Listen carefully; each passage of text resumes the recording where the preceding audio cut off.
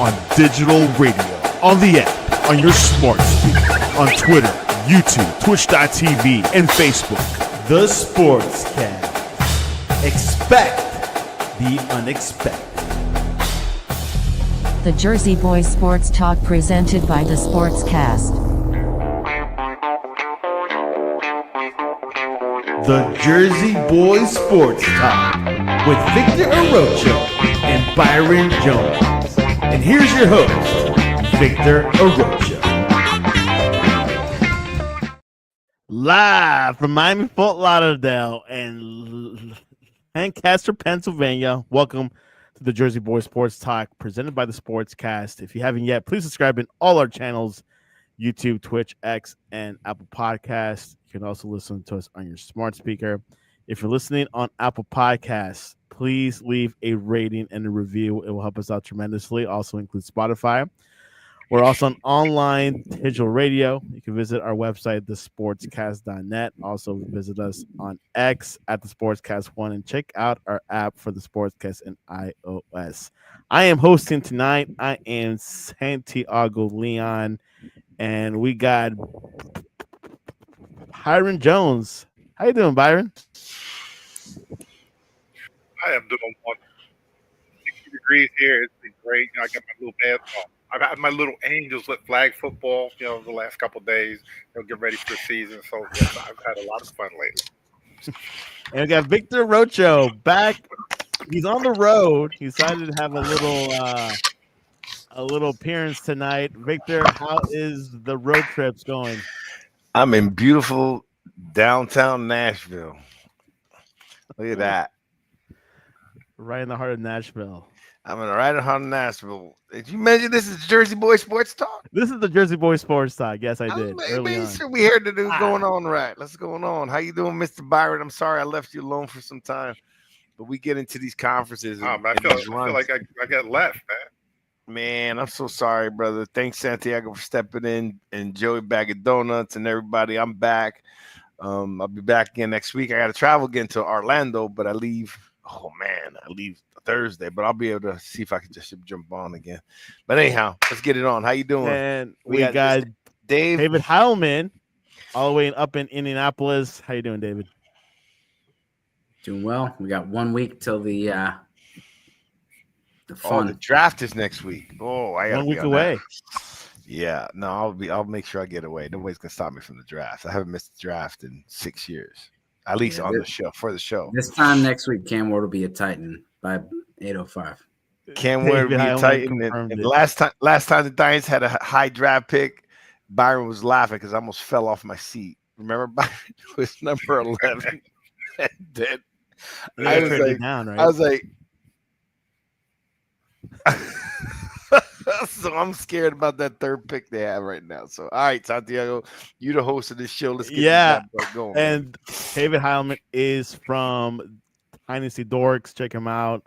A lot to do with fantasy mock drafts and all that. Check it out on X. All right, so the biggest news story from the New York Giants, they're scheduling a private workout with Shedeur Sanders. Not just with Shedeur, which happened today. They also have another private workout with Jalen Milroy from Alabama, Tyler Chuck from and Louisville, Kentucky. Victor, what are your thoughts? This is like a scramble from the Giants here. That quarterback could be going to number 3. Listen, I am. It's funny that we're saying that because I was watching this morning. I'm just tired of watching it. Like I think we need to take that defensive player from Penn. I mean, from Penn State, Abdul Carter. Yeah, I think we need to take Abdul Carter, or if we can get Travis Hunter. So I don't know if Travis Hunter. No, Hunter's going to Cleveland, I think. Yeah, if he goes to Cleveland, then that's different. We can't take it, but all our Super Bowls we won on defense. I just don't see it. I think it's a bad move. I don't know if they're playing a game. I don't know what they're doing. Right. But, those guys are on the hot seat. So I'd feel bad for Shedeur if they're picking him because to save their jobs. Right. But I think, I don't know. I don't like what I see. I don't know if they're making decisions based on losing their jobs, making decisions on great football decisions. I mean, I'm lost right now. Byron, maybe you have a better take than I do because you're up there in the New York media. But, hey, I think Shedeur and the family, I think he's going to be good if we can get him later on. And I don't have a problem with Shedeur. Don't get me wrong. But he wouldn't be the best player I would pick with the number 3 pick. Byron? Well, I would love to have Sanders, but I would honestly, but because they picked they got Russell Wilson, they got Jameis, these 2 quarterbacks. It'd be crazy to take Sanders, when probably the 2 best on the board would Abdul or Travis, those 2 guys, and to shore up the defense and the offense, because we did win with defense back in the day, but this whole quarterback mess, I don't know if Dable and Shane are trying to save their jobs. If they pick a quarterback, it's just weird that a week before the draft that they want to have all these private workouts. So Abdul Carter. How about you, Dave? What are your thoughts over this? I know that you've seen this kind of pattern before, but what do you see? What's going to go on with the Giants camp? What's going on inside the Giants camp? Yeah, they're in a spot where the Giants had the first pick, they beat the Colts. Now they're in this situation. I was listening to Move the Sticks today, and they talked about it. How there's really only they think there's only one quarterback with really a first round grade. A lot of teams, the non-quarterback teams, are saying the same thing, but they think that Shedeur and Jackson Dart still could go in the first round, but they said it's probably not going to be the team's first pick. And so what they're saying is if the Giants don't take Shedeur Sanders, it could be a long, long night. Will Levis kind of situation where the Giants don't take him at 3. The next logical spot is the Saints at 9. If the Saints at 9 don't take him, then you got, maybe the Colts consider it, but you really don't have another landing spot until 21 with the Steelers. And so do the Giants take Abdul Carter, package the second-round pick in Kayvon Thibodeau, get above the Steelers, take Jackson Dart or Shedeur Sanders? I said this, and I got a lot of haters for it. I said I think Shedeur Sanders and Jackson Dart are going to get drafted a lot closer than people think, and I wouldn't even be surprised if Jackson Dart got drafted ahead of Shedeur Sanders.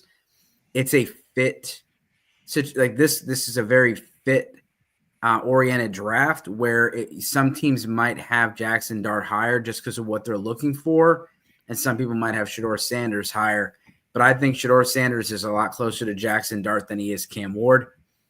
And I think you could see some teams like the Giants or the Browns. You get a chance to get a blue chip home run like Abdul Carter, Travis Hunter. Like, you're not going to pass up, or you go and trade back and get a haul. But then you can go get the quarterback. Trade your second pick and a future second, give him Thibodeau, and go up to 16 with the Falcons, and go get Jackson Dart or Shedeur Sanders, and then Abdul Carter. You upgrade from Thibodeau. Thibodeau's got one more year in his deal. They don't have to do the 5th-year option. And Thibodeau's been up and down. He's kind of a splashy player. He plays really well against some poor tackles, but then he kind of goes away sometimes. And so Abdul Carter would be an obvious upgrade, I think, over Kayvon Thibodeau. And then you restart that rookie contract, which is nice to have a high-priced player like Brian Burns balanced out with a rookie contract. All right, but let me stick to the narrative that I want. Would you use your 3rd-round pick to pick Shedeur Sanders? That's my question. And my answer is no. My answer is no. So that's Santiago, Mr. Jones, Mr. Jones, and Dave. That's the question. So let's just go around. Dave, would you pick him with your 3rd pick right now, as it is? No. Byron, would you? Nope. Santiago, would you? No, I would not. I would wait for Archie. That's the narrative that I'm putting together there, right? My number one piece is he's not better than the other guys you can pick before him. No, you take nothing against the kid, but you need to rebuild. and he's not Jaden Daniels. Right? No, if you were to take Hunter or Carter, it's a better pick. If you're going to take Sanders in early, it would be a lot easier to swallow if we traded back, got a couple picks, and then took Sanders at 11 or 12 versus taking him at 3. Yeah, is it a Russell Wilson issue? Like they're thinking maybe he's not the guy, or they want him to. No, he's not. He's a year guy. He's just and those guys are year guys. It's nothing big, You can win. We can make a run, With Russell Wilson and Jameson Winston, I think that they could possibly save their jobs for another year. That's it, right? But look who you're competing against. Dak comes back. As much as I hate Dallas right now, if you have to put them in order, it's going to be Philly, Washington, Dallas, and then Giants. I mean, that's who you're dealing with, right? And you don't know. It could be Washington, Philly. Philly still got 89 million cash bait. They're not done yet, So we'll see what happens. I heard some inside news by some people here that are from Philly. They say a lot of issues in the locker room is Jalen Hurts. He's not like the most kind of likable guy. Right, and which is pretty interesting. So Barkley helped that locker room, but again, I think those guys should have been fired so the next coaches wouldn't have the pressure they have on them. Right. So why are you laughing? What do you think, Byron? Just like beating that horse to death. Yeah, we all know they should have got fired, but Mara wants to roll it back again. And hopefully, and I looked at the schedule. If they win 3 games next year, they're going to be lucky with the team that they have right now. And they're going to be in the same boat next year and looking for a new GM and, coach. Yeah, but then they got a shot at Archie Manning. I mean, you're screwed either way, right? That's if he comes out. He might be like his uncles and stay. He's going to be sitting there and looking and like, oh, I don't want to play with those teams. He might stay another year. No. I think the Mannings have no problem going to play for New York. Like Deion came out and saying that he wouldn't mind his son playing for New York, and that's Deion Sanders. You think the Mannings aren't going to want to have that? They got the blood there. They'll build it around Archie Manning. That I'm not worried about. But you got to lose. Look at that pick. Look at Tomlin. Tomlin's biggest problem is he doesn't have a losing season, so he never gets a good pick. He can't get a quarterback because he doesn't have a pick. Yeah. Well, there's a schedule. Do you think is the owner that who wants Shedeur, Mr. Byron? No, not really. No. He's Mara's just. I don't know what's up with him. It's just weird that that it's like a legacy team. A legacy organization, and for some reason, I don't know. I don't know exactly who's in the scouting department. I'm not privy to that kind of stuff, but for some reason. It just seems like it's the scouting department that screws up stuff every single year, all the time. And I don't know if it's that he puts his hand in it at the last minute to draft people or free agency or whatever. But for some reason, fingers always point back at him. And maybe they need to change ownership. At who? Mara, well, the head guy. He's the owner. It should go back to him. He's been making terrible decisions. We got the two biggest money players, best players we had on our team. We got 0 for them. We didn't get money. We didn't get a draft pick. We didn't get the 2 players. They got rid of the player that ended up winning the Super Bowl. We got nothing for. The guy they kept him for, we got nothing for. That's bad management of your money. I mean, because players are your capital, right? And you got nothing in return for those guys. That was, I mean, yeah, they made a mistake 2 years ago. They had the opportunity to tag Jones and sign Barkley to a big deal. They decided to sign Jones to the deal, tag Barkley, and then last year they doubled down. And then to replace Barkley, they were like, we're going to go get a defensive guy like Brian Burns and draft a running back. On paper, it sounds good. It was not good. And obviously, Saquon's leadership and his ability to affect the locker room was, Daniel Jones is not someone that led the locker room. Saquon Barkley led that locker room, and they let him walk, and that was part of the package that wasn't replaced. And so you can't replace that. These rookies aren't going to be able to replace that. So, yeah, it's tough. Not looking good. Not looking good. I happened to run into Mark Ross. So I'm at the combine outside the convention center, and Mark Ross is on the outside walking on the sidewalk. And I said, hey, I need a favor. And he doesn't know who I am. I'm like, Giants fan, appreciate you. I need you and Jerry to come back because they're screwing it all up, man.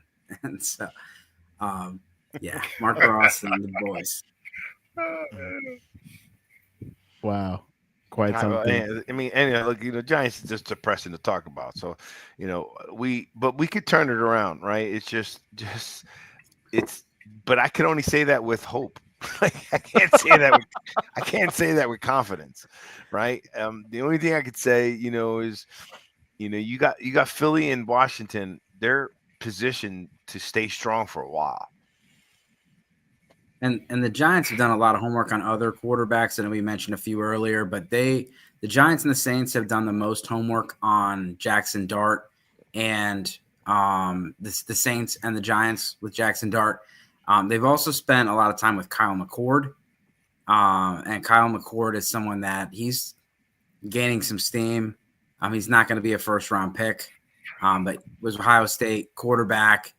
They lost to Michigan, had a pretty good season, but, you lose to Michigan, you're out. Went to Syracuse, had an awesome season at Syracuse. A little smaller quarterback. Kind of the pro comp would be like a Brock Purdy. Not a huge arm, but athletic. But, yeah, Kyle McCord is someone they've been spending some time with. But, yeah, it's Jackson Dart is probably the third quarterback off the board if they don't take Sanders. Yeah, so let's move on. This is depressing. Before we go, David, with the Derek Carr situation and his shoulder injury, the Saints are probably going to lean towards quarterback for that first ninth pick, right? I mean, I don't think it was out of the possibility anyways. I was kind of surprised that Derek Carr was, we talk about, that Mike Tomlin where you're barely making, like, Derek Carr is the new, like, Andy Dalton. Like, that's the line for average quarterbacks is the Derek Carr line. And, you're not going to win a Super Bowl with Derek Carr. So if you're not going to win a Super Bowl with your quarterback, you need to move on. And so, especially with how expensive they are. So it makes a lot of sense for the Saints that are getting a new coach to reset that, and the Saints have always been like they're the ones that take out a bunch of credit. They have like so much cap that they have like in the future. Just like take your medicine now, pay that cap, get a rookie quarterback, and then start building around him versus like what's Derek Carr going to get you 6 wins and the ninth pick again next year. But it's a funny point you made. I wanted to bring this up. Here's the danger that the NFL is coming across. And Byron, I'd love to get your feedback on this. Is with the price tag of these quarterbacks now, a guy could have one good year, and all of a sudden, he's $30 to $40 million. You know what I mean? That I see that becoming a problem in the future. Right, because they need back. I mean, it's one thing having backups, but I mean, like a Derek Carr, what's his name? What did Sam Darnold get? Yeah, Sam Darnold got about 40 million a year. $40 million a year for having one great year. Now, obviously, we don't want to talk about Kirk Cousins because we over talk about Kirk Cousins. Which he could be up for trade for the Browns. I've been hearing, but anyways, Who? Kirk Cousins? Kirk Cousins, yeah. Yeah, I mean, Kirk Cousins got the best life possible. He's the highest paid, clipboard holder in the league. Not all one playoff winning quarterback. One playoff winning clip holding brother that makes $40-something million. Okay, so but to Dave's point is, that position's expensive. like these teams got to be very surgical now. It's dangerous. You know what I mean? One good year, you got a problem. Yeah, and with Sam Darnold, it's more like a 1-year deal with 2 years of like they could opt out after this year. Same with Justin Fields. Those are kind of 1-year contracts. Kirk Cousins and Daniel Jones were like 2-year contracts. It said 4-year, $160 million. It was 2 years, and they can get out of it. This is essentially a 1-year deal. They can get out of it, but it's still a lot of money. It's still about $40 million up front. And, like you said, I mean, you do that. That's going to cost you a linebacker. That's going to cost you a receiver, a tight end. The San Francisco 49ers are feeling it. You know, they were spending money like a bunch of, kids on spring break when they had Brock Purdy for, $700,000 a year. Now they got to pay Brock Purdy, and everybody's gone. Now the team sucks. It's like they got to pay Purdy. It's really hard when you pay the quarterback. It is really hard. Which they might wait a whole another year for him to pay Purdy. I heard. Yeah, but how are they going to do that? Can you do? You can't. It's a quarterback, driven league. They're going to pay those guys. Even look on the defensive side, real quick. Edge rushers. Look at Myles Garrett, $40 million a year, and look at that. That number's going up and up with those guys. Patrick Surtain with the Denver. As far as cornerbacks, you got Sauce Gardner. You got a lot of these guys are coming. Young dudes coming up. But the money's just going up and up and up, and you're going to have to pay. Yeah, the salary cap keeps going up, and the agents are loving it. Yeah, man, it must be a great life to be an agent right now. I mean, it was always a good life, but now you could just have 3 clients and make a ton of money. You don't need a lot. That's what David's trying to strive for. Mm-hmm. You're gonna be an agent. I'll be your assistant. Yeah, man. They actually had like an agent like conference down there at the convention center. I'm like, man, they get in on that. Yeah, exactly. Let's keep going because like the Giants, what do we got? What do we got coming up? Who else we have that have? I mean, what do you think? Let's go in the NFC East. What do you think what moves in Washington's going to make? Or I mean, Santiago, you have what you want to say. The news for the Commanders. I like all I know is that they have a new stadium they're proposing, but I haven't heard anything yet. But their offseason moves, they did get the guy from the San Francisco 49ers. What's his name, Byron? Debo? Yeah, Debo Samuel. That's a good move. And they got Jeremy McNichols, Will Harris, Javon Kinlaw. And they got $89 million in cap space. But I think that's starting to fill up right now, I think. Zach Ertz, but he's already there. John B. Yeah. Well, there's not much free agents, but there is people they can trade for. And so just like they did with Debo Samuel, because Washington, like last year, like half their roster was 1-year contracts. So they're like they still got – but there's a lot of rumors for like Tyreek Hill to be moved. There's a lot of players. You got Trey Hendrickson from the Bengals. I think that would be a solid move for them. They need a pass rusher. They had like Frankie Luvo's. Who's this, Commanders? Yeah, Commanders. They need pass rush. They need their defensive line. Their defensive line is young and good. Yeah, I mean they did get rid of Jonathan Allen, but they do have some good players. But they had gotten rid of a lot of those players to get this build going. Montez Sweat is in Chicago, Chase Young is in the Saints. Jonathan Allen, he walked. They let him go this year. He's on Minnesota, so I could see them going D-line. I mean D-line played pretty well last year. They had Doris Armstrong from Cowboys. Then Frankie Louvu is kind of a linebacker / situational pass rusher. But I think that's a good spot for them. But I've seen a lot of mocks where they really like them taking running backs. And like a guy that they the way they described it today was like to wipe the board. You have your top 10 guys and everybody's gone. Who do you take? And like Daniel Jeremiah was like, if I had like a pull glass option, Travion Henderson is like, you're not going to go wrong. Like that's going to be a double. Like you can't go wrong with that. And he's just, if you watch Trey Henderson, if you like running backs that can block and protect. He does that really well, but he's also just an extremely explosive player in like the passing game. So like Trey Henderson, I think, can sneak into the first round. And again, if you just like Maurice Jones-Drew was talking about it, and he was like, I got him, the Bears taking him at 10. And he's like, I'm talking to Eric Bieniemy, who used to be my head coach, who's the running back coach for the Bears.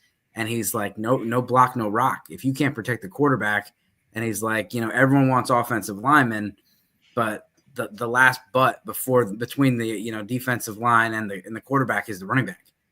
And he said Trey Henderson is just that.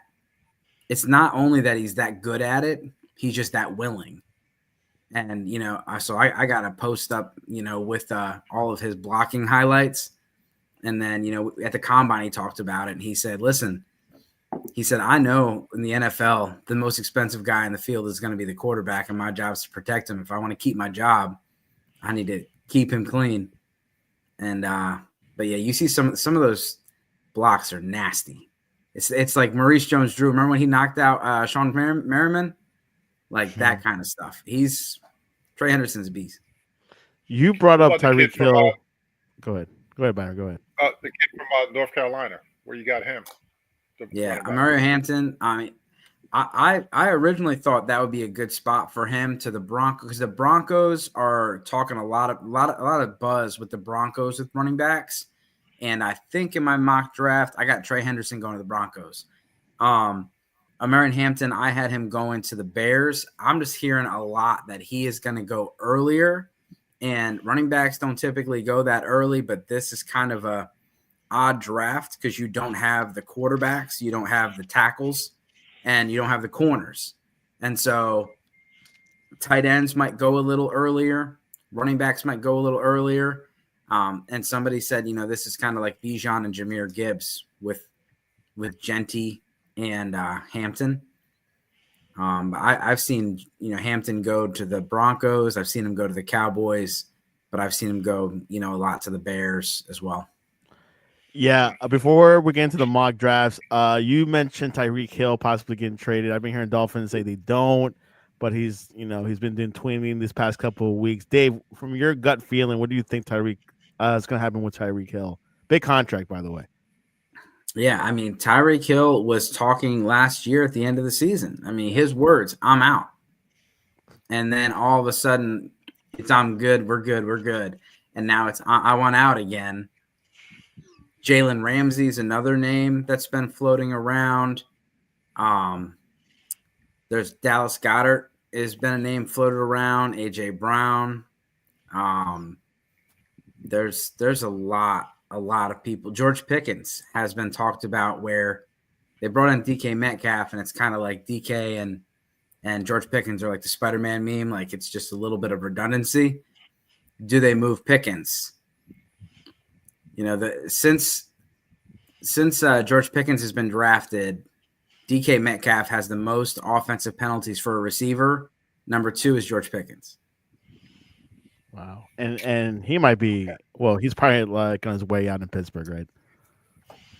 Yeah, it could be. I mean, Pickens could be out, but there's a lot of rumors of a lot of veterans that could be on the move. And part of that is just the way the draft is. It's not that it's a bad draft. It's just it doesn't have a whole lot of like starters right off the bat. Yeah, like, that's a big phrase. Like the biggest thing about this draft.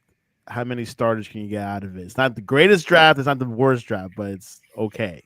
But Bucky Brooks said today, he goes, I have 5 guys with a blue chip grade. And then Daniel Jeremiah, I said, I have 6. And they're the same exact guys, except for one had one more. It was Ashton Genty, Tyler Warren, Jalen Walker, and then it was Travis Hunter and Abdul Carter. None of the quarterbacks. And I don't know what you want to call Travis Hunter. He's a unicorn. He's not a receiver, not a corner. He's both. But no tackles, no quarterbacks. It's just a weird draft. Yeah. All right. So I got a question about him real quick. Travis Hunter, like today I was watching whatever, and they were sitting there basically saying that Like either he was telling teams that if he doesn't play both positions, that he doesn't want to play at all. So he says. And and they were talking about when he went to Jackson State, that was one of the reasons that he went to Jackson State, because I guess they guaranteed that he was going to play on both sides of the ball there, and nobody else that was recruiting him, wanted to do the same thing. Just how true is that? Yeah, I mean, I thought it was interesting at the combine. He was listed as a corner, and he was out there with the corners. And they asked him about that, and he said, I'm not working out, so it doesn't make a difference. And he said, but if teams draft me as a corner, I'm going to do everything I can to earn to be, a receiver. Today, it was because they use like who's the baseball player, Oshani or Otani. Otani. They try to use him as so Andrew Barry, the GM for the Browns, said I think his home base is receiver, and that he would play some corner, but it wouldn't be 100%. And I think I think it would shorten his career. I mean, can you imagine how taxing it would be on somebody to be able to be a receiver in the NFL is hard enough, but to be a corner and a receiver. So I just think that there's no way he plays 100% of the snaps. He may play, situational corner, situational receiver. I think he's a corner with a situational receiver and the opposite. But the Browns, that's the way they described it. Said his home base would be receiver. Yeah. And then he would play some corner. Vic plays some corner. Look, if I was him, I'd have my home base as a receiver because you get paid more. Yeah. I mean, you're going to pay $12 million at least, $13 million more. I told Byron that. Come out as a receiver and then gripe. But don't start dictating to teams up front, number one. And then number two, let him get hit as a receiver and see how much he wants to play as a defensive back. Yeah. Because, you ain't getting hit from Colorado players. You're getting hit from Patrick Surtain, right? You're getting hit from guys that are 6'2". How big is Travis Hunter? He's not a big guy. No, Travis Hunter is like he's this year's Brock Bowers to me. So last year, Brock Bowers looked like he was there for technical support. I mean, he does not look like a big football player. And the same thing with Travis Hunter. I mean, he's got the big old the glasses on and real skinny legs, and the hoodie looks like it's just like your girlfriend wearing your hoodie. Like he just look like he's 180 pounds. He's light. And so pounds. when they say like what his comparison is, that's light for both D-back and receiver, but it's even lighter for D-back. At 180 pounds, you better you're not going to be tackling a lot. Byron, you say it, at 180 pounds, you're not going to be tackling a lot of people as a defensive back. You may get away with it as a receiver and try not to get hit, but as a defensive back at 180 pounds, shoot, he's lucky he played in college at 180 pounds. Yeah, I mean, this isn't AJ Brown. Byron? What are your thoughts, Byron? Its comparison is Garrett Wilson.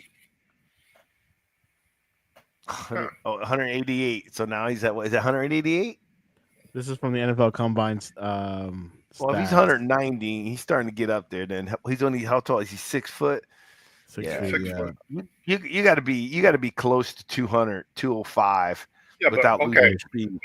How big was Deion Sanders? He wasn't a big guy. He put up Deion Sanders. Yeah, but he also didn't tackle. He got in the way. That's all you need to do. Yeah, but he didn't tackle. You knew it, right? I mean, he's known for not really putting on hits. He got it away. What's Deion's size? Deion's like 6'1", 198 pounds. Right, 6'1", 100 and what? 198, almost 200. So he's an inch taller. And 10 pounds heavier. And exactly. Probably, that's my point. I mean, you gotta be if you're 6 foot, you better be a little bit heavier. If you're 6'1", you're a bigger guy, right? So, and Deion, what's Travis Hunter's speed? Nobody knows. No, because he hasn't worked out. Well, we know Deion can fly, but Deion was known not to hit. That wasn't his job. His job was to shut these down, right? Yeah. I remember one defensive coordinator said, the beauty about having Deion on the field, that side of the field's covered. I don't have to worry about it. I just put 10 guys worried about the other side of the field. That's over. You never had to worry about where Dion was at. So is Travis Hunter as good as Dion? That's the question. I think he's a phenomenal athlete. Don't get me wrong. What's that say? 21.4 miles per hour in the field, ran 4.38, 4.4. So he's a 4.4 guy. Dion was like 4.2. Thanks to Google AI overview. Yeah. Dave. I mean, I like Travis Hunter. Don't get me wrong. I still think he should go in the top 3. So we're crystal clear. It's just a matter of, trying to play both sides of the ball. Like they were saying, I think that's hard. That's a lot. That's a lot getting hit at those guys that size. And when you're playing both sides, when you play both sides, especially when you play defensive back, you know what I mean? You're giving the hits and so forth. And, and the receivers are going to try to block you if most of them want to block, right? But if you're a receiver and we get an interception, we're taking out everybody on the offense. Yes or no, Byron? No. No what? I'm being disagreeable with you today. Just to be a pain in the butt? Stone, come on. It's you're in defense. We get an interception. Are you not trying to knock someone out on the offense? Yes, we are. All right, thank you. Okay. So they're going to go after him. You understand what I'm saying? Once there's an interception, you're a receiver, it's free game. I mean, look, who was that quarterback that got rocked? Jared Goff. What was he thinking? He got rocked. All right, let's go into our mock drafts. We'll start with Mr. Heilman, your mock draft, which we got up in the screen. Explain why you chose this mock. You can go one by one from the top to the bottom.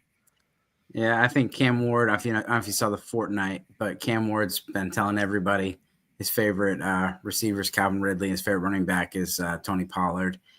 He's going to be a Titan. The betting odds are like negative 20,000. Everyone's pointing to Travis Hunter. I think the Giants or somebody else takes Abdul Carter at 3. I think the Giants could potentially trade back. It does sound like the Patriots are going to try Will Campbell out at tackle. It sounds like a lot of teams like Will Campbell a lot more. With Will Campbell, a lot of people talk about how his arms are really short. His arms are a little shorter, like he's 32 and 7/8 and not 33 inches. But when you see him in person, he's got really thin shoulders. And so his wingspan is like 77 inches and most of the tackles is like 82. Wow. But he's a very athletic guy, so he can get out in space, kind of, he blocks with his feet. There's been no issues in the SEC. He's blocked guys that have went first round in the NFL. So Mike Vrabel basically said, we're going to let him fail at left tackle. And if he doesn't do well there, we'll move him into guard. But we would be comfortable at tackle if we take him. If Hunter or Carter are there and the Giants take Sanders, the Patriots are just super happy. I think Ted McMillan to the Jaguars. And here's my rationale with this. The GM, he comes from the Rams, and they had 2 number 1 receivers with Puka and Cooper Kupp. Before that, they previously had, Robert Woods and Kupp. But Liam Cohen just worked with Mike Evans, who is the guy that, you hope Ted McMillan can turn into. And so if Brian Thomas is the Chris Godwin of the offense and Ted McMillan, it's really trying to help your quarterback out. I think this does it. And I think Ted McMillan is, a great outside receiver, great jump ball guy, and really complements Brian Thomas, who is really good at everything, but he's just, he's got a lot of speed. Ashton Genty to the Raiders. I really didn't love this pick, but I'm like, yeah, old man Pete Carroll might do it. Take the running back at 6, even though they're not, because he's got Geno. Now he's got his version of Marshawn Lynch. The Jets, I put Armand Membo because he's like a Penei Sewell type of tackle. Right tackle goes in there. They need a right tackle. It's a fit. Jalen Walker to the Panthers, just everyone says that's like the fit, and gives him another edge. He's listed at linebacker, and he's built more like a linebacker. He's like 6.5 or 6'1", and he's not necessarily built like Abdul Carter. But last year when Michael Williams got hurt, he played edge, and he was crazy good. And so they might put him at edge as well, or just do a little combo like Micah Parsons. I put the Saints with Shedeur Sanders. They got the Derek Carr situation. They got you got Kellen Moore there. I think he fits a lot better there than in New York or Cleveland. He doesn't have the big arm. They play in a lot of warm weather domes. He's a precision passer. I think Sanders I don't think he's a bad quarterback. I just think that when you're looking for someone to play in tough weather, he's not it. I mean, he's not a scrambler. He doesn't have the escapability, doesn't have the big arm. Put Amari in Hampton there with the Bears. I think the Bears take a running back. They might even trade up for Genty, trade with the Jaguars or something. Mason Graham fell. The San Francisco 49ers need defensive linemen. Mike Green to Dallas. A little bit of a head case. We know Jerry Jones doesn't care about that. So Mike Green to Dallas. And then, I scrolled down a little bit past Mike Green. Oh, my bad. Yeah, there you go. Yeah. And Kelvin Banks, this tackle class is interesting because Armand Membu has always been a right tackle. And so I think he'd have to switch to left tackle, which he's never played. But Kelvin Banks from Texas, pretty clean. That, Teron Armstrong, I think, retired. And they need a tackle on both sides in Miami and need to protect Tua. Tyler Warren to the Colts. Colts need a pass catcher. They need a tight end. I think it's a good fit. Donovan Ezeruko, Atlanta. He's extremely productive edge rusher. A lot of tackles for loss. A lot of pass rushes. A lot of sacks. Just some people don't like the size. He doesn't have the typical length. Or not length, the typical height. He's actually got longer arms, but I think it's a good fit for the Atlanta Falcons. They need pass rush. Jahdae Barron, he's an extremely intelligent corner. He's only 6 foot. You want to be a little bit taller, a little bit longer for a corner, but very instinctive. Probably plays a little bit more in the slot. Walter Nolan, he could be that guy that falls to the Eagles at 32. He's just a really good player, but another guy that's like immature, got some, what's going on out there kind of with him. Gray Zabel listed at tackle, but he's someone that's probably going to play guard or center. So I got him going to be the center for Seattle. Will Johnson, corner. Tampa Bay needs corners. Will Johnson, the only concern with him is the durability and the long speed. He's not run his 40 yet. He's supposed to do it this week, but I don't think he's going to do it. I told you about Travion Henderson earlier. He's like Alvin Kamara in that Sean Payton offense. I think that would be a fantasy match made in heaven. Pittsburgh Steelers get Jackson Dart. Matthew Golden to the Chargers. Give him some speed to go with Ladd McConkey. Trey Amos. Amos is a guy that's really rising up the boards. I think he's met with like 18 teams since the combine. He had a really good combine. Tall, rangy corner. Kenneth Grant is more of a run stuffer. He's not necessarily too much of a pass rush. They hope that he can turn into like a Dexter Lawrence instead of just being like a BJ Raji or a Dalvin Tomlinson. But a lot of people do like him. Josh Simmons, tackle. He's coming off of a patellar tendon injury. So if teams are concerned, he could slide. But if he didn't have that injury, he'd be probably the 3rd or 4th pick in the draft. Colston Loveland, Daniel Jeremiah said he was one of his blue chip players. I think giving Sean McVay a tight end, like remember him with Jordan Reed, those kind of players, like Tyler Higbee's knee is just done. I think they need a new guy. Tyler Booker, he's more just a guard, not a super not that he's not athletic. He's not a guy that does the lateral quickness isn't there. He's not going to be pulling that much. But if you're looking for like a mauler brawler for like a run first offense, that's your guy. And the Baltimore Ravens and the Lions, I think, would be good picks. James Pierce. This guy is another one that he forgot his shirt for the combine. He had to run his 40 in a hoodie. He's just like, yeah, they say he's, but he's so good. He's so good. He's still going to go in the first round, but he's just one of those, again, is his head in the game. Shamar Stewart, I got him going to Washington. Like I said, I think they need an edge. He only had 1.5 sacks last year, but he's just another one of those guys that like blew up the combine, looks the part.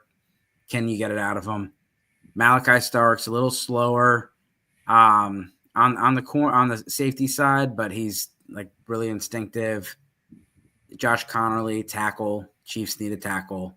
And then Eagles get a linebacker at 32. Jihad Campbell he's a freak. Wow. Impressive. I think the one that stood out is a Jackson Hart going into the first round. That was kind of debatable, but I guess that's a little bit more comfortable as going the first round. Mr. Jones, any thoughts over this mock draft before we go into yours? No, it looks good to me. Perfect. I heard Jackson Dart's stock has been going down. Yeah, me too. Going down? Yeah. Yeah, I've heard the opposite. I like the kid, but I just obviously I'm only listening to their news, so you hear a little bit more inside, right? So you never know. Sometimes I think they plant it just so they could play chess against the other teams, right? Well, Will Levis was supposed to go either 2 or 4, and he went on day 2. Wow. So I mean, who knows with Jackson Dart? But there's been more buzz, and the Vegas has also moved his odds to go the first round. They're like -350 at this point, so they're pointing towards him being the first round. All right, Byron, what you got, Byron? Let me pull this up for Mr. Jones. Oh, he only got has he's got a Giants shirt on. I'm impressed. He has a Giants. It's probably the first time in Jersey Boys Sports Talk history is wearing a it ain't that bad. I ain't that bad, man. Come on. There's some hope. He likes the Shedeur workout, probably. That's what it was. 4 for 4. Same thoughts. He found out Shedeur was coming on, so he put a Giants shirt on. That's right, man. All right, Mr. Jones, the floor is yours. Pretty much, I got top 4. As far with Dave, going right there. I want Abdul Carter. If they mess this up, I'm gonna be so upset. The only way they can mess this up is if they get a Herschel Walker like trade pick. that ain't happening. But yeah, pretty much the same. Travis going to Cleveland, Abdul Carter, Giants, Will Campbell. Got to protect that guy, Drake May. Mm-hmm. But I have this is where I get different right here with the Jacksonville with Mason Graham going there because they have Trayvon Walker, who's been kind of a bust on the outside. I think he's been a bust, and Josh Allen on the other side. I think they need more push up the middle. And by them drafting him, he's that kind of guy to get a little bit more push to help those guys on the end, succeed. So I think that would be a good pick for Jacksonville. But the Raiders, of course, Mr. Genty. I've had this steady for the last 7-8 weeks or whatever. As far as him going to the Raiders, one of my Philadelphia guys over here, he's a Raider, big time Raider fan. Goes out there all the time. They would love to have. This kid running back. Matter of fact, some of the kids with our flag football, they're doing his stance where he stands straight the way he stands up to look at the defense, and a lot of them are copying what he does. He's 10, 11, 12-year-old kid. That a way to teach him, Byron. Hey, I'm the defensive guy, man. I'm the defensive coach. I have nothing to do with what's on the other side. And the Jets, taking the kid from Missouri because they lost both their offensive tackles. It'll be a good pick for them to shore up the train wreck. Carolina Panthers, that was the other one that was different. Tyler Warren, going to Penn, from Penn State, going to Carolina because that Bryce Young does need more weapons, and I think this Tyler Warren would be a good addition to the receiving core. Then we have the New Orleans Saints, Shedeur Sanders. I have him, with the whole. I think that was Shane Rattler is one of the quarterbacks there, and I forgot the other kid's name from Fresno State. And with the injury to Carr, that that would be a good pick for him to get picked up by the Saints. And more weapons for Mr. Caleb Williams, the Chicago Bears. I picked Ted McMillan from Arizona, another big receiver to go with Rome Anduze and DJ. One take on that. They're talking a lot about Chicago, like Chicago's making a move up, but I just don't believe it. Until I see it, I just think Chicago just seems to not get it right. But go And ahead. this is my top 10 that I've worked on, and that's that. So, Mr. Heilman, any thoughts on this draft mock-up by Mr. Jones? We've been pretty in lockstep. I mean, he took Tyler Warren earlier than I did. I don't hate that pick at all. I like him going to Carolina. Bryce Young needs some weapons. We could even, give him Ted McMillan there. I think that both of those are good picks because they've already spent a lot of resources on the offensive line. And yeah, Ted McMillan to the Bears would be interesting. Give three weapons there to go. DJ Moore, Roma Dunze. I think the Bears, I don't think they're out on Tyler Warren either. I think Tyler Warren could be a potential spot for them too. Any dark horses, Dave, that you could potentially, that could move like that last minute pick? Anyone in mind that could be that? Wow, I didn't see that coming. Well, when I look at like who's going to trade in the draft, I look at who's got the most picks. And so the San Francisco 49ers have the most picks in the draft. They got 11. So there's someone that could move up. The Minnesota Vikings have only 4 picks, and so they could move down. So you look at like pick 24, the Vikings could try to trade back. The Steelers don't have a second-round pick. They could try to trade back, get another second-round pick. Because you think about it, like with the Steelers, yeah, maybe they don't want to spend 21 on Jackson Dart. They don't got a second-round pick. They don't, yeah. And so that's where like maybe the Steelers are a team that moves back from 21 to 31 or 32, takes a quarterback at 32, gets that extra 50-year option, and then gets a second-round pick or something because they're going to need some more picks. But yeah, I think the biggest problem with the Steelers is, like I said, they have not been in a position to be able. They have to get an existing quarterback. Because they his winning is killing him and being able to get a top quarterback as a pick, right? Yeah, he's never in the top picks. He's like, I don't think. When was the last time they had top 10 picks? It's Roethlisberger. I mean, it's been 20 years. It's wow. like, yeah, right. I don't know. They never had the chance to pick a quarterback because he keeps winning. Yeah. Whoa! They picked Kenny Pickett. Don't forget that guy. Oh yeah, that was at 19 or 20. At 19 or 20. At 20. And so the last time they had a top 10 pick, I mean, and look at him, he's a bomb. They traded up. Sam Darnold. They traded up for the Nashville draft. They got that middle linebacker from Michigan. They traded up from 20 to 10. Wasn't a quarterback, but they had to trade up to do that. And so, yeah, last time was 2000, and they got Plaxico Burress. 25 years. Wow. Okay, that's a long time. Wow. 20. What was it?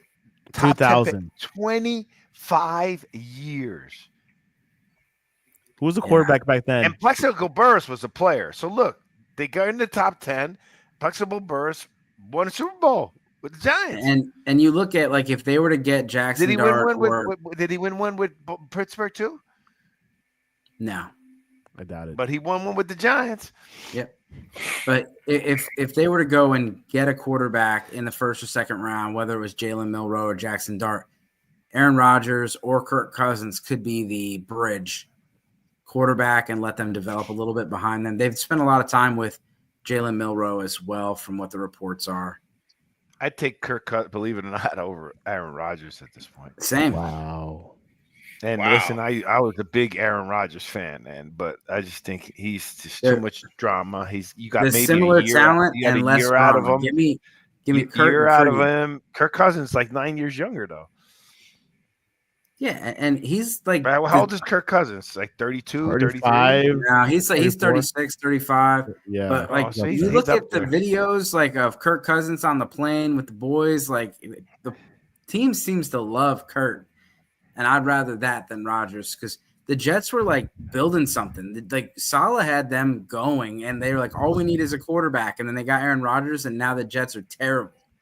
I mean, they got rid of Saleh because of Aaron Rodgers. Yeah, Rodgers came in and burned the whole place down. You know, it's like I don't want that in New York, and the Pittsburgh Steelers don't want that. Maybe if they want that first pick, they want that top 10 pick.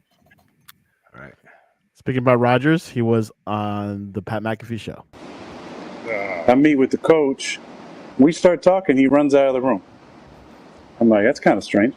I was like, then he comes back with the GM. And I'm like, all right. So we sit down in the office. And I think we're going to have this long conversation. I've flown across the country. And 20 seconds in, he goes, I mean, literally, I'm talking to the GM about something, and he leans to the edge of his seat and goes, so do you want to play football? And I was like, yeah, I'm interested. And he said, we're going a different direction at quarterback. And I said, and I was kind of shocked. Now, not shocked because I didn't think that was a possibility. Listen, of course, if they want to move on, that's totally fine. But shocked because I just flew across country. You could have told me this on the phone. If we weren't even going to have a conversation, and this is verbatim exactly how it happened. So I said, huh? And he goes, we just want to know how you want it released, the messaging. And I said, verbatim, I don't give a shit about the message. And I said, why? And then he said, I don't want to be up in front of the room saying something and have guys looking back at you. Interesting. And I said, what does that even mean? Are you assuming that I would be in the back of the room during a team meeting undermining what you're saying? I said, you don't know me. And he said, you don't know me.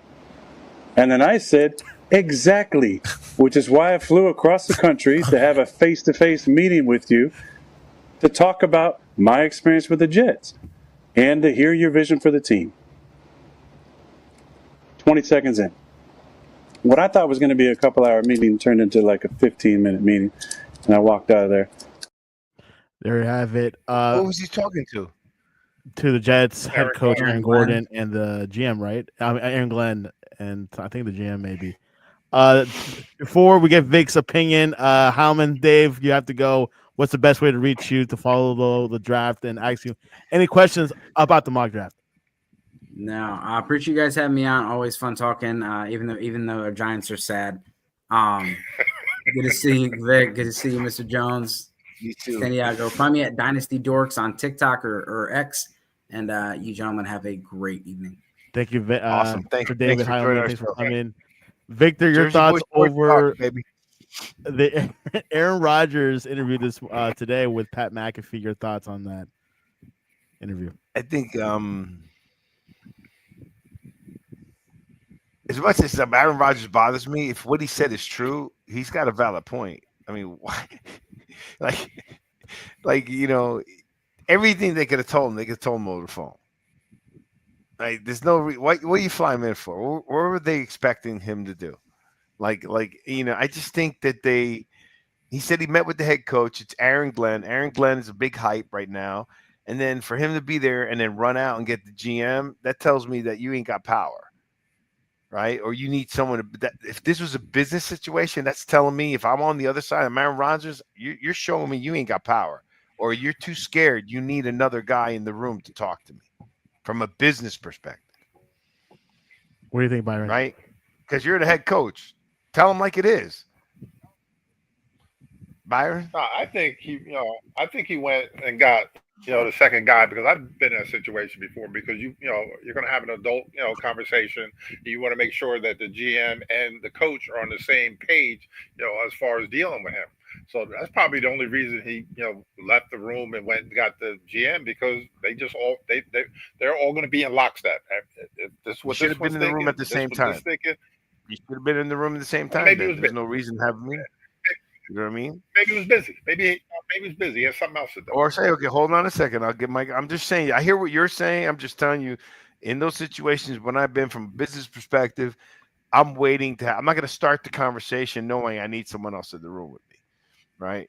So again, I think Aaron Rodgers is kind of eccentric, but he's got some valid points, right? Why do you fly across the country for a 15-minute conversation, Byron? There's no reason for that. That's a good point. Who paid for the flight, or was it a private? Private. Probably was a private jet. They ain't cost him anything. Jump on the plane, he'd be all right. No, that's a good point too. But it's still a long trip from California. Yeah, private or well, not. he'd It's be a all long right. flight, you know. He probably took a But nap on the plane. anyhow, I just think I look. I feel bad. I hate to see Aaron Rodgers go out the way he is. You know what I mean? It just he hurt himself. He hurt himself, right? So he's in the position because he is. But you know what? There's no woe is me either. Because what is he? He's how much money has he made in the league? Several hundred million. He's got endorsements with State Farm. He's got he's got a lot of retirement money. Yeah, he's in good shape. So, but he's so busy on Pat McAfee, he's not focused on whether he's going to play or not. And I think he's leaving the Steelers in a position. He looks checked out. If I was the Steelers, I wouldn't take him because like you're either commit now, we want you, we need a quarterback or not. So I'm surprised Tomlin's even entertaining that. Which they've been chasing after him, and Rodgers in the past has made the decisions during draft week, right, Byron? Yep. Hold him hostage till draft me. We'll see what happens. Anyways, Jackson, we're getting ready. Well, let's talk a little bit about NBA, baby. Oh my gosh, what's going on? You want to talk about the Suns getting rid of their coach? The Suns are a disaster. KD is a disaster. He's going to go down as one of the greatest players that just, I don't know. He's going to have a stigma on him all the time. But let's talk about, right, the Jimmy Butler leaves the Heat, and the Heat win in the play-in. Right? Yeah, with Tyler Hero in Chicago. Spoelstra is a top coach. I don't care what anybody says. He's a top coach. So I was happy to see them win. Don't get me wrong. I want to see Golden State win because Steph Curry, I want to see him play. I don't want to see him retire. Byron, have you seen any of the game for the Golden State playoffs? Wait a minute. The playoffs started. I can start watching it now. I watched none of that mess all year because. Oh man, go watch the highlights of Steph Curry ran 3 miles during the game. The guy's like 30 something. How old is he? 35 years old. 3 miles, Byron. 3 miles in a basketball game. I have enough problems just driving 3 miles. So I have no problem walking down the stairs. But let me tell you something. That guy is incredible. And look, Jimmy Butler, I have nothing against him because I like him. And I like playoff Jimmy. He's put up 37 between them. They had 36, 37 points. But I also like the fact that we got rid of Jimmy Butler and the Heat won their first game in the playoffs as the 10th seed away. Butler won home. And Ja Morant got hurt because Ja Morant was coming back. Yeah, and like it was all Hero last night and great win in Chicago and the Warriors, their age, they had a win last night. Or no, sorry, it was 2 nights ago because age is a factor for the Warriors. I'm telling you, don't count the Heat out. I'm not saying, the East is still tough. Boston's big. Cleveland is big. Don't get me wrong. I just think Spoelstra's a good enough coach and Riley's smart enough that if they make some type of like impact run, they're going to get a superstar next year. And if you pack that because let me tell you, Bam is starting to play a lot better. Tyler Hero's super young and lighting it up. Hey, they can get Joel Embiid from the Philadelphia 76ers. There you go. Oh, please. No way. There you go. He's out. Yeah. He's terrible. He's out of shape. He gets hurt all the time. Who I'd want is Giannis. Because they're saying Giannis doesn't win. He's out. He doesn't want to be in Milwaukee. And they're playing the Pacers in the first round. Right. I'd take Giannis all day long. You put Giannis on that Heat team, it's over. He's young. He's a beast, And, now I'm a Laker fan. Because, I like my boy Doncic. The Doncic. Is it Doncic? Is it me or does he look like he lost some weight? I think they're starting to. Yeah, he actually looks a little bit more fit. He looks a little thinner. And I think maybe because he's playing more or whatever. And you got to give LeBron credit. LeBron had no part in this move, and he embraced it. He was shocked. Him and Doncic play better than Anthony Davis and LeBron. But the Mavericks also made it to the first round Well, actually, no, Oh, they're still yeah, playing. They're gonna play the Grizz. No, but they played. Anthony Davis played a big game. I mean, and then my boy. The thing is, I like Klay Thompson, so Klay Thompson lit it up. You know what I mean? Old time But retro. yeah, but the one thing I like about Jimmy Butler, what he said. What did he say? He said that if I'm playing, I'm pretty confident we're gonna win. But if Steph Curry's playing, I'm for sure we're gonna win. So he gave Steph Curry nothing but Steph Curry's incredible. I mean, that He guy, still has it. Byron, just watch some of the highlights of that game, and you'll be like, please do that. And then, did you see Byron's him more? you saw him in the Olympics? Of like a Dr. Did you see Steph Curry in the Olympics? Yeah, I saw that. Okay. Oh my God, that's what he did. Remember, he was awful in the beginning. I just can't do a whole season of the 76ers around here. My head's ready to explode. With Embiid, and then I got to deal with the fans. And it's crazy around here. No. I don't watch. I watch all around. Like I like watching. I like Doncic because I think what they did to Doncic was just a stupid move. Number one, Dallas, they're still complaining. The fans are still upset. I mean, they're still booing him out, and Doncic he put up like 40 against Dallas. That's it. Yeah, that's it. So and Paige Booker's got drafted number 1 for the Page. I saw that. I'm WNBA ready for draft. the I know that Mr. Jones watches the WNBA sometimes now. Yes, I do.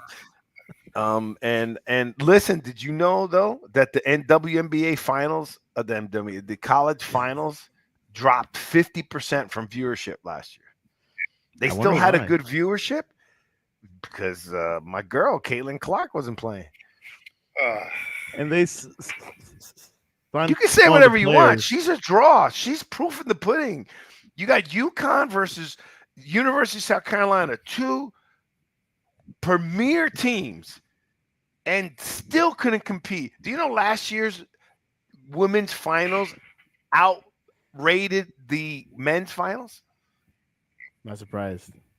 I mean, so you can say whatever you want. Caitlin Clark is a draw, and she's a baller. And so is Paige Beckers. Don't get me wrong. They're all getting better. I'm excited for this season, and hopefully we get this channel up and running for WNBA. Santiago. Let me know, man. I'm ready. I'm ready to kick it off. Well, I got a former pro that's ready to talk, so I want to get prepared for it. But it's just been I got to make sure I ain't tired. But let me tell you, it was good finals to watch. Let me tell you. The sad part was that Juju, what's her name from Juju USC? Watkins. She got hurt. Yeah, Juju Watkins, man. She got that hurt. out there. Yeah, that hurt USC because she's awesome.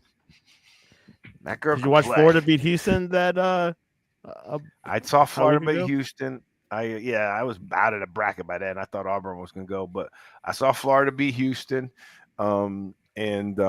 It was a good game, let me tell you. But you had the oldest coach versus the youngest coach. That coach he's like a Donnelly. He's going to be gone pretty soon. He's going to go to the pros.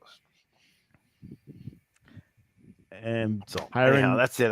I wanted to bring up a couple of those games, and I was happy with the Heat. Again, the Heat is in it. They won a game. They could win another one and see what could take place from there. Right? The East is tough right now. East is tough. Cleveland. Who you got coming out of the East? Cleveland or the Celtics? You got Boston or you got Cleveland. I just think Boston's got the experience. You know what I mean? Cleveland has a streak. And Tatum. The other side, OKC. No, I think I got the Lakers, baby. Old man LeBron. Yeah, but LeBron, I think he's gonna make it to fine. I think LeBron is gonna become. He's gonna be a superstar in these playoffs. They just like a big man. That's the only thing. He's rested. They don't need the big man. You got to stop him. Like you have to stop Doncic. Like he's playing off the ball. And what's his name? Austin Reeves is playing lights out. Where's Bronny? You got big three. You got a big 3 in the Lakers right now. And one of those big threes is the smartest guy in basketball, which is LeBron James. And LeBron James is getting some rest. Okay? That's a dangerous mix. He knows wait how a to minute. win. Luka Doncic is a what? A point guard. How big is that guy?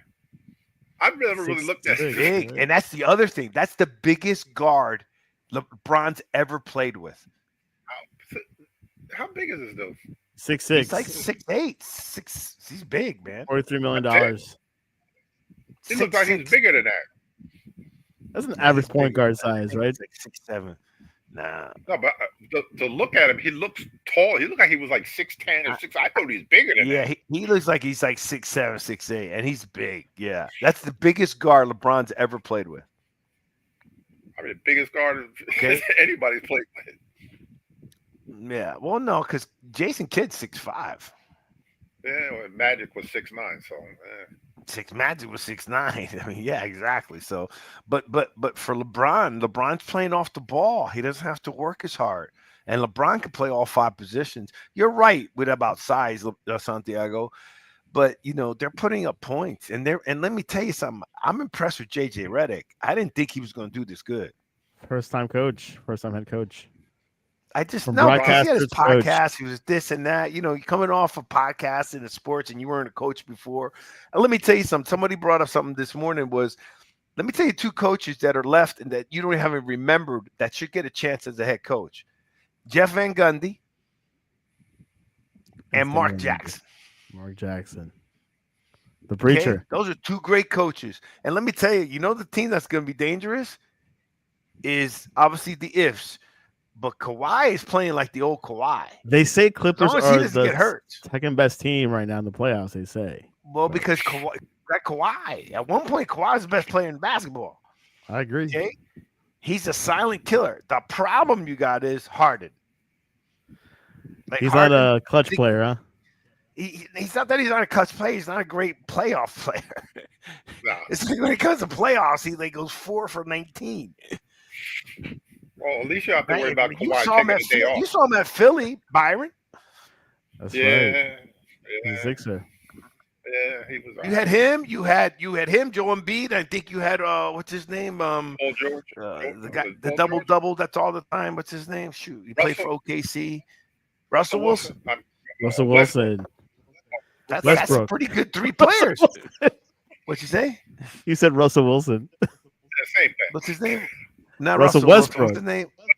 Russell Westbrook. I said Russell. Which he's broken a lot of triple doubles. Like this guy has record. I mean, He's got like the broken record for triple double. Yeah. But that guy's Yeah, he's a pure athlete. I mean, he's like, Yeah. He's a pure- basketball players are probably the best athletes in sports. More than right? football. Yeah. Just overall because okay, wait a second, Byron. All right, go ahead. I'm a football guy. The only reason I'm saying that is because remember, basketball is the sport where you got to run forward, backward, lateral, jump. Like in football, you're not doing as many of those moves, right? So these guys are the 1% athletes just globally. Can they come in and play football? No. As much as they think can. Maybe a receiver. Because they barely can get hit by a center nowadays. But my point being is, from an athletic perspective, in sports, they're the most athletic players. Yeah, they gotta be thin, lanky. They got to run up and down and go every and they play sideways. more It's games. offense, defense, every second of the game. It's a constant run. You're banging out. So they are great athletes. So, but at the end of the day, I don't think the Lakers are going to have a problem. I mean, look what they did to OKC. They blew OKC out. And OKC's young team. What's that? And OKC's young and fast. Mm-hmm. Well, it's going to be interesting against Anthony Edwards. Anthony Edwards, Ant-Man. Mm-hmm. Which they call him the MVP. Luka handed it to him last year. That's true. He's 25 years old, Byron. 5-time All NBA. Yeah, he's good. But 25 years old. He's been He's been a pro since he was 16. Yeah, I just can't believe how. That's the first time I've ever seen how big he actually. 6'6". I thought he was bigger. Like I said before, I think he's bigger. I agree with you. I think he's bigger because he doesn't look. He looks as big as like. Well, then again, he's a little. LeBron's only 6'8", but LeBron's 6'8", and he's not taller than LeBron. So, but he's a big guard. Like Kyrie's not that big. Think about the guards he played with. Dwayne Wade, it's like 6'4". You know what I mean? Yeah, 6'4" is probably the average for a point guard. Yeah. I would say. But Luka is, and I think Luka's pissed. Like Luka's, and he's liking to play with LeBron, and LeBron's letting him be. LeBron's doing to Luka what Wade did to LeBron. Right? This is your team. Take over. And LeBron is just—he's the greatest player. He's not a Michael Jordan, but he is the greatest player in longevity. And he's still one of the best players at 40 years old, man. I mean, I don't think that guy could still play for 5 years. Huh? He can score 40 points at this age. For sure. Byron. Dr. J couldn't do that. Well, let's give my man Kareem Abdul-Jabbar. Come on now. Let's give him some love. Come on. He played till he was in the 40s. He was still a great player. He ran out of money. He was the bench player. Come on, he man. ran out of money. He had to play for the money. Nah, his house burned down. That's what happened to him. Oh man! That is All true. right. He had a fire. Well, let's wrap this up. I actually got to get ready. I got to get on a plane tomorrow, like 5 in the morning. I'm on back my way home. Back. Well, Byron Jones, Victor Rocho. It's Easter. It's Good Friday, so I don't. Good work on Friday. Good Friday, so Holy Thursday. Happy Holy Thursday. Vic, any closing words? Thursday. Tomorrow's Good Friday. I don't work on Good Friday, so. Amen. And what is your closing words, Vic? And what's the best way to reach you to ask you about your life breaking policy? up. Can you hear me? I can hear you, but is it my internet or yours? Byron, can you hear me? Right? Yes, loud and clear. All right. What's the best way to reach you, Vic? Jersey Boy Sports Talk every Thursday, 8 p.m. VictorRocho.com at Victor Rocho on X. But Jersey Boy Sports Talk every Thursday, 8 p.m. Baby. Did you get your life insurance policy before you start your NFL career or after your NFL career? Right. Or if you're looking for virtual assistants, back office, come to Solvo Global. We bring you a world of talent, baby. Byron Jones, any closing words for the draft? I know you have probably one more mock in you. Right? I gotta go, bro. You're breaking up. Let me get a peace. Hey, thanks for hosting for me, Santiago. We'll be on next week. Byron, we'll talk soon, brother. God bless you and your family. Hey, Victor, listen. Can you hear me? Can you hear me? I can, but you're breaking up. Call me on the phone. Call me. Okay. Call me. And Mr. Jones, any closing words? Which you have one more mock in you, all right? Yes, one more. All right, guys. Good night. Call me on the phone. That's what I'm saying, Victor.